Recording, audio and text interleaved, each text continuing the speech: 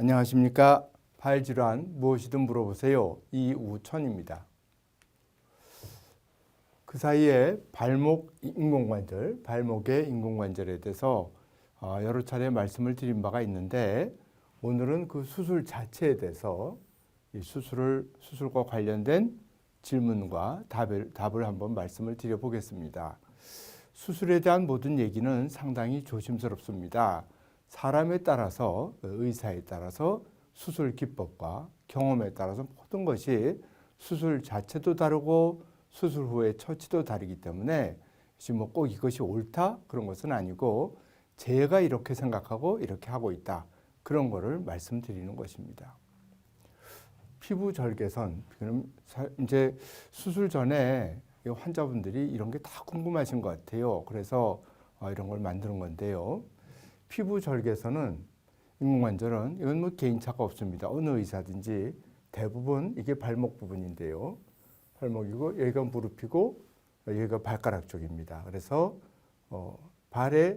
발목의 정중앙선을 따라서 절개를 합니다. 지금 세계에 나와 있는 여러 가지 인공관절 형태 중에서 이 바깥쪽 복숭아뼈 쪽을 절개하고서 그쪽으로 인공관절을 하는 그런 기구가 한 가지가 있는데요. 거의 대부분은 앞쪽으로 들어갑니다. 정중앙, 앞에서 봐서 딱 중앙에 절개합니다. 대부분 약 한 7, 8cm 정도 절개를 하는데요. 이것이 나중에 수술이 끝나고 수술 흉터가 약간 수축을 하면은 대개는 저거보다는 조금 짧아 보입니다. 절개선도 마찬가지로 의사에 따라서 조금 더 길게 째기도 하고, 좀 더 짧게 째기는 어렵다고 봅니다. 좀 더 길게 째는 분들은 많이 있습니다. 그다음에 별도로 복숭아뼈 위에, 바깥쪽 복숭아뼈 위에 4, 5cm 정도 절개하는 일이 있는데, 이거는 이제 발목이 옆으로 불안정할 때 그 발목의 인대를 꾸며주기 위해서 이쪽에 별도로 절개를 하는 일이 흔히 있습니다. 수술 시간이 얼마 걸리느냐, 환자분들이 꼭 이런 걸 물어보는 분들이 많으세요. 내 수술이 중한 수술이냐 아니면 가벼운 수술이냐, 이런 거를 판단하기 위해서 그러시는지 이런 걸 많이 물어보시는데요. 이 인공관절 수술은 수술이 상당히 어렵고 복잡한 수술입니다. 그래서 대부분은 수술 시간이 상당히 오래 걸리는 수술입니다. 근데 제 경우에는 보통 수술을 시작을 해서부터 딱 절개하기 시작해서 수술을 다 끝내고, 수술을 다 끝내는 건 인공관절을 다 집어넣고 뼈를 깎은 다음에 거기에 인공관절을 넣습니다. 인공관절을 다 뼈에다가 부착시키고 상처를 이제 꼬매기 시작할 때까지 대개 40분에서 1시간 10분 정도 걸립니다. 이것은 그 변형의 정도에 따라서 수술하는데 조금 시간 차이가 있을 수 있습니다. 근데 그러고 나서 완전히 피부까지 다 꼬매는데, 봉합하는데 대개 약 2, 30분 정도가 걸립니다. 그래서 전체적인 수술 시간, 수술 딱 째기 시작해가지고 절개하기 시작해서 완전히 봉합을 마칠 때까지 시간은 1시간에서 1시간 40분 정도가 걸립니다. 수술 시간만 가지고서 수술을 잘한다 못한다 이렇게 따질 수는 없겠죠. 수술이 좀 더 걸리더라도 무조건 수술 시간을 줄이려고 막 대충 한다든지, 물론 그런 분은 없겠지만, 그러면 그것이 시간이 좀 더 걸리더라도 잘 해주는 것이 더 이론적으로 생각해 보면 그것이 더 낫겠죠. 그렇지만 같은 의사가, 가령 제가 수술을, 인공관절을 10분을 했을 때랑 100사람을 했을 때랑 500사람을 했을 때랑 1000사람을 했을 때랑 수술 시간이 경험이 쌓일수록 조금씩 짧아지기는 합니다. 근데 발목 인공관절 수술하면서 삐뚤어진 발을, 그러니까 발목에다 인공관절 하는 것뿐만 아니고 그 발목을 바로잡기 위해서 별도의 여러 가지 수술을 해야 될 경우에는 그만큼 수술 시간이 좀 길어집니다. 보통 수술을 하고 꼬맬 적에, 봉합을 할 적에 속에는 녹는 실을 많이 씁니다. 속에도 물론 그 녹지 않는 실로 할 수가 있는데, 어쨌든 피부 아래 꼬맨 실은 뽑을 수가 없죠. 녹지 않는다고 하더라도. 근데 이제 피부를 봉합할 때는 나일론이라는 실을 보통 흔히 사용합니다. 나일론 또는 인공관절이든지 뭐 이런 오래 걸리는 수술에서는 이 호치키스 같은 식으로 호치키스로 종이를 딱딱 찝지 않습니까? 그러한 금속으로 피부를 딱딱 집어넣는 경우도 있습니다. 저의 경우에는 대부분 나일론 실을 사용해서 봉합을 하고 있습니다. 근데 환자분들이 궁금한 거는 이건 녹는 실로 해주면 안 됩니까? 이렇게 또 생각하는 분이 있을 수 있습니다. 그래서 근데 이 녹는 실은 이 피부를 딱 붙들어 매고 있는 힘이 녹지 않는 실보다는 조금 약합니다. 그래서 인공관절 수술을 한 후에 수술 상처가 벌어지면 수술을 했는데 수술 상처 벌어지면 딴 거는 큰 문제가 아닐 수도 있지만은 특히 인공관절 같은 경우에는 벌어지면 큰일입니다. 그래서 인공관절 수술하고 발목에 녹는 실로 봉합하는 경우는 없다고 생각합니다. 수술 후에 기부술을 하느냐 이제 이런 걸 또 물어보는 분이 있고 또 환자분한테 수술 전에 처음에 설명을 드립니다. 수술 후 대개 3일째 그러니까 수술하고 내일이 오늘 수술했으면 내일이 되면은 하루가 된 겁니다. 그래서 3일째 대부분 수술한 상처를 치료를 하는데요. 저의 경우에 특별한 이상이 없으면 기부술을 합니다.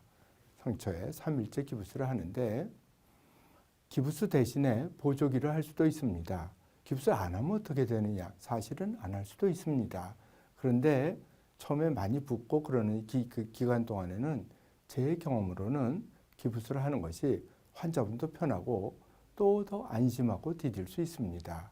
상처도 부기도 잘 낫는 것 같고 그래서 기부술을 하는데 기부술을 하고서 이제 환자분에 따라서는 기부술 자체를 너무 갑갑해서 기부술만 해놓으면 잠도 못 자는 분이 있습니다. 그런 분들은 할 수가 없을 테고 기부술은 의사에 따라서 하지 않는 의사도 많습니다. 보조기 사용하는 분도 많고 그래서 제 경우는 기부술을 보통 하고 목발을 짚고 걸어 다니게 합니다. 걸어 다니게 디디게 하는데 목발을 짚는 데는 건 마음대로 디딜 수는 없다는 뜻이겠죠. 마음대로 디디라고 하더라도 수술을 하고 나서는 그 자체, 수술 자체가 뼈를 깎고 수술하기 때문에 상당히 통증이 있는 편이라서 사실 마음대로 디딜 수는 없습니다. 그래서 기부술을 하고 저는 제 경우에 보통 목발을 짚고 다니게 하고 자기가 할 수 있는 만큼 본인이 내가 통증이 적으면 적어질수록 점점 더 디딜 수 있게 보통은 그렇게 얘기를 하고 있습니다. 대부분은 수술 후 4주, 약 한 달 정도가 되면은 기부술을 따고 그리고 디디고 다니게 합니다. 물론 수술에 동반된 다른 수술에 따라서 디디는 기간이 조금 늦어질 수도 있습니다. 수술을 하면은 인공관절의 경우에는 가는 비닐로 된 한 직경 3, 4mm 정도의 비닐 튜브를 상처 안에 꼽아서 빼놓습니다. 그래서 그 안에 피가 고이는 것을 당분간 처음에 피가 많이 날 때 너무 많이 고이지 않도록 빼는데 그거를 보통은 이제 해모박이라고 하고 환자분들은 핏줄이라는 말을 많이 씁니다. 그래서 그걸 언제 뽑느냐 이거를 반드시 끼워놔야 되는 건 아닌데 저는 보통 수술에는 이걸 끼지 않지만은 인공관절을 한 경우에는 대부분 이 해모박이라는 핏줄을 끼워 놓습니다. 그리고 고이면은 혹시 염증이 생길까봐 그런 일을 하는 건데요. 그래서 한 하루 지나면 피가 많이 줄어들고 이틀째 되면 거의 나오는 양이 아주 적기 때문에 그때 정도에는 이거를 몸에서 그냥 쑥 빼내면 됩니다. 이거 빼내는 거는 그렇게 걱정을 하지 않으셔도 되는 게 그 과정이 별로 뭐 아프거나 그렇지 않기 때문에 너무 걱정하지 않으셔도 됩니다. 이거를 그럼 오래 두면은 조금씩 나오는 거 오래 두면은 거꾸로 외부와 몸속이 뭐가 통해 있으면 염증이 생길 수 있거든요. 그래서 액체가 어느 정도 줄어들면 빼는 것이 좋습니다. 그래서 보통은 수술하고 오늘 수술했으면 내일 모레쯤에 이 해모박을 뽑고 있습니다. 죄송합니다. 수술 후에 언제부터 디딜 수 있는가? 그래서 아까 말씀드렸듯이 대부분은 바로 디딥니다. 수술하고 가령 70, 80남분을 인공관절을 발목에 인공관절을 했습니다. 그럼 그분들을 못 디디게 하면은 오히려 화장실을 갈 적에 그걸 안 디디려고 하다가 넘어져서 다른 데를 다칠 수도 있고 그런데 인공관절은 특별한 문제가 없으면 처음엔 디디려고 해도 물론 아프지만 디뎌도 괜찮다는 것과 절대로 디디면 안 된다는 것은 다르거든요. 그래서 처음부터도 특별한 문제가 없다면 바로 대개는 디뎌도 됩니다. 그렇지만 인공관절을 바로 넣기 위해서 또는 발목이 너무 불안정하다든지 또는 뼈에 실금이 났다든지 이런 경우에는 디디는 시기가 한 달 내지 한 달 반 정도 있다가 디디라고 하기도 합니다. 양쪽을 동시에 인공관절을 할 수 있느냐, 발목을. 무릎은 인공관절을 많이 하기 때문에 양쪽 하는 분도 어쩌다 있지만 무릎도 역시 한쪽을 하는 분이 많은 걸로 알고 있는데요. 발목도 양쪽을 할 수 있습니다. 수술하는데 왜 양쪽을 못 하겠습니까? 그렇지만 수술 후에 양쪽을 다 수술해 놓으면 이 보행이 너무 불편합니다. 회복 과정이 너무 불편한 점을 또 고려하고, 출혈, 인공관절은 뼈를 깎아서 거기에다 인공관절을 끼기 때문에 뼈에서 나는 피는 다 이렇게 뭐 핏줄을 묶든지 혈관을 지지든지 그래갖고 피가 전혀 안 나게 하기가 어렵습니다. 그래서 어느 정도는 피가 난다고 봐야 되는데 그 양쪽에서 피가 나면 그것이 너무 몸에 무리가 될 수도 있거든요. 그래서 수술 후에 활동하기는 그런 걸 고려한다든지 출혈량 등을 고려해서 일반적으로 저는 사실 여태까지 제가 인공관절을 많이 했지만 양쪽을 동시에 해본 적은 없습니다. 일반적으로 꼭 빨리 이어서 해야 된다 그러면 한쪽 하고 어느 정도 회복된 후에 적어도 4주 정도 경과한 후에 반대쪽을 하고 있습니다. 입원 기간은 어떻게 되냐? 내가 수술을 하면은 어느 정도 입원해 있어야 되느냐? 물론 뭐 환자 상태에 따라서 더 입원해야 될 수도 있고 그렇긴 하겠지만 대부분의 경우는 이제 말씀을 드리는데요. 병원마다 참 다릅니다. 또 의사마다 병원에 오래 환자를 입원시키는 경우도 있고 빨리 퇴원시키기도 하는데 이거는 나라마다도 참 차이가 많습니다. 입원시키는 기간은 문화적인 것도 있습니다. 미국에서는 이런 큰 수술을 하더라도 이 발목 인공관절 수술이 발해하는 수술 중에서는 제일 어렵고 복잡하다고 하는 수술인데요. 그거는 미국에서는 입원하지 않고 당일로 아침에 병원에 와서 수술하고 그냥 가는 경우도 있습니다. 가령 로스앤젤레스의 어떤 환자가 뉴욕의 유명한 병원에 왔습니다. 그 유명한 병원에서 유명한 의사한테 수술을 받고 당일날 바로 돌아가기도 합니다. 그런 경우에 환자를 뭐 자주 상처 보지도 않고 한 달 정도 있다가 오라 그래서 그때서야 상처가 뜯어보고 그러기도 하는데요. 우리나라의 실정에서는 여러 가지로 맞지가 않고 도저히 믿어지지가 않지만 실제로 이렇게 하는 분도 꽤 있습니다. 그래서 언제 병원에 와야 되냐? 수술하고 집에 갔는데 갑자기 뭐가 더 불편해지면 그거는 이상한 겁니다. 수술하고 나서 시일이 경과할수록 뭔가 더 편해지는 것이 당연하지 가면서 더 아파진다든지 갑자기 더 많이 붓는다든지 열이 난다든지 전신에 또는 상처를 중간에 어디 다른 데서 치료를 하는데 상처가 뻘겋게 되고 뭐가 진물이 나고 고름이 나고 당연히 이상한 거죠. 그래서 뭔가 순조롭게 좋아지지 않고 이상이 있을 때는 병원에 와야 됩니다. 그래서 이제 수술하고 나면 엑스레이를 찍지 않습니까? 그럼 엑스레이 찍어서 뭘 보느냐? 인공관절은 위치가 중요합니다. 아주 이상적인 각도로 이제 되어 있는지 또는 이것이 위치가 각도가 뼈와 인공관절의 각도, 위치 더 깊이 넣어야 되느냐, 더 위에 넣어야 되느냐, 더 아래 넣어야 되느냐 이런 것들이 적당한지를 보는 겁니다. 인공관절과 뼈가 잘 밀착되어 있지 않으면 그 사이에 유동이 생겨가지고 인공관절이 뼈와 움직이면 큰 문제겠죠. 또는 수술하다가 실금이 갔는지 또는 더 심하게 골절이 됐는지 뭐 이런 여러 가지를 보기 위해서 수술 중에 물론 찍어서도 보지만 수술하고 나서도 또는 환자분 집에 갔다가 병원에 왔을 때 그런 걸 보기 위해서 엑스레이를 찍어봅니다. 발목 인공관절을 그러니까 관절염이 굉장히 심합니다. 연골이 다 타러갔고 뼈끼리 막 갈려서 아플 때 그 인공관절을 바로 했으면 좋겠는데 바로 할 수 없는 경우가 있습니다. 발에는 뼈가 많은데요. 발목은 아무리 똑바로 잘 해놔도 발이 삐뚤어져서 인공관절이 발목은 바로 넣었는데 삐뚤어진 발 때문에 똑바로 유지될 수 없다고 생각할 때는 발이나 발목 위에 뼈의 변형을 교정하고 나서 인공관절을 해야지 그 인공관절이 오래오래 잘 쓸 수 있는 경우가 종종 있습니다. 그럴 때는 물론 어렵지만은 환자분 누구나 수술을 2번 받는다는 건 굉장히 어려운 일입니다. 그렇지만 할 수 없이 처음에 위아래 변형을 교정을 먼저 하고 2차로 2번째 수술로 인공관절을 하는 경우도 있을 수 있습니다.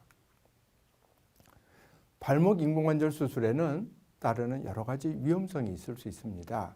수술하고 나면은 어느 수술이나 마찬가지지만 이 뼈나 관절의 수술은 수술 후에 염증이 생기면 수술하지 않은 것보다 더 나쁩니다. 염증이 어느 정도 자주 생기느냐? 미국의 보통 병원에서 대충 제가 알고 있는 통계로는 1000명을 수술하면 1000명에 한 5명 정도 전후에서 감염이 생기는 것이 아닌가. 이 정도로 물론 병원마다 또 차이가 있을 수 있지만 일반적으로는 상당히 드물지만 전체로는 드물지만 염증이 생긴 분한테는 큰 문제인데 어느 병원에서나 절대로 감염이 안 생긴다고는 아니고 이런 게 생길 수가 있습니다. 그 다음에 발목 주변에 인공관절 주변에 골절이 생길 수 있습니다. 근데 발목 관절 주변의 골절은 대부분 사실은 뼈가 붙을 때까지 조금 마음대로 못 디디는 문제가 있지만 큰 문제는 아닙니다.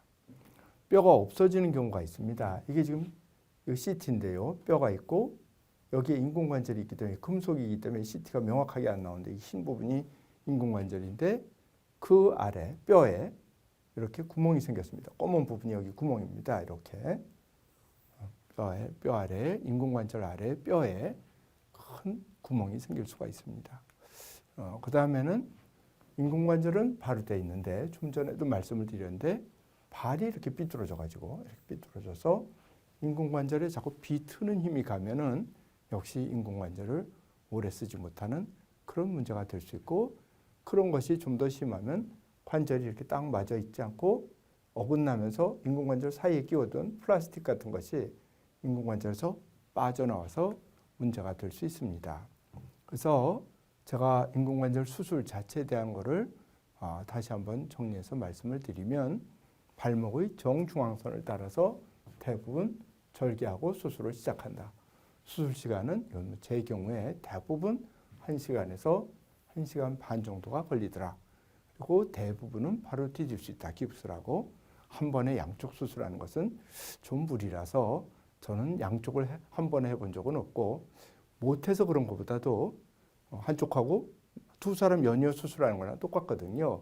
그렇지만 여러 가지를 생각해서 보통은 한쪽하고 다음에 한쪽을 하는 것을 권하고 있습니다. 긴 얘기를 잘 들어주셔서 대단히 감사합니다.